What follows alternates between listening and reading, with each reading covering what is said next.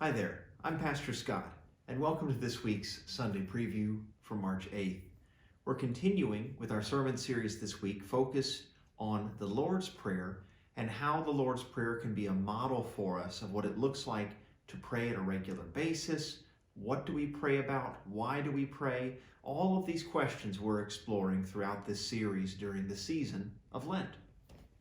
This week, we're going to be talking about the connection between prayer and how prayer can help us address our sense of restlessness or anxiety in life. You know, restlessness is a funny thing. The more you focus on it, often, the bigger it grows. Our mind can take our anxieties and blow them out of proportion at times. Even things that are legitimately very problematic or big issues in our lives, if we let our mind really fester on it, right, it can just keep getting bigger and bigger until it's the only thing that we can think about.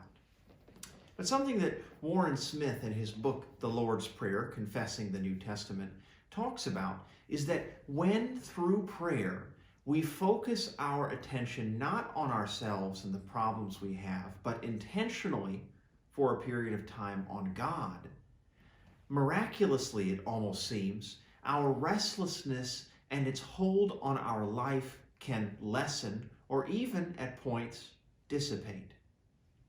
And you know, I think this makes a lot of sense.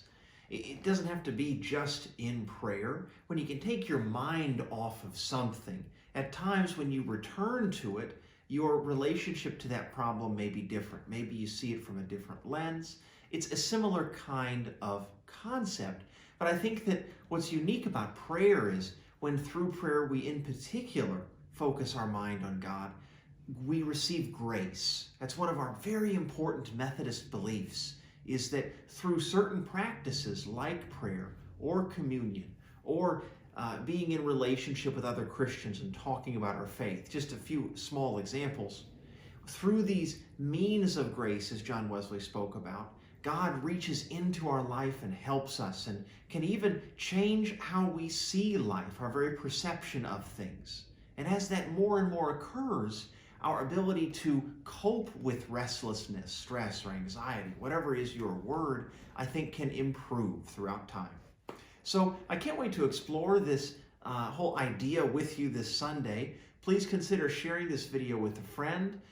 We're also going to have a special time in worship to celebrate Tony Ruzicka.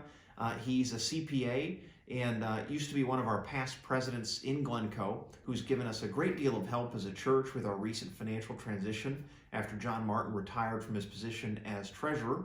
So we're going to be able to say a word of thanks to Tony, and we're going to have a nice big cake after worship to eat and enjoy and continue the celebration. So come, look forward to seeing you Sunday. God bless and have a good rest of your week.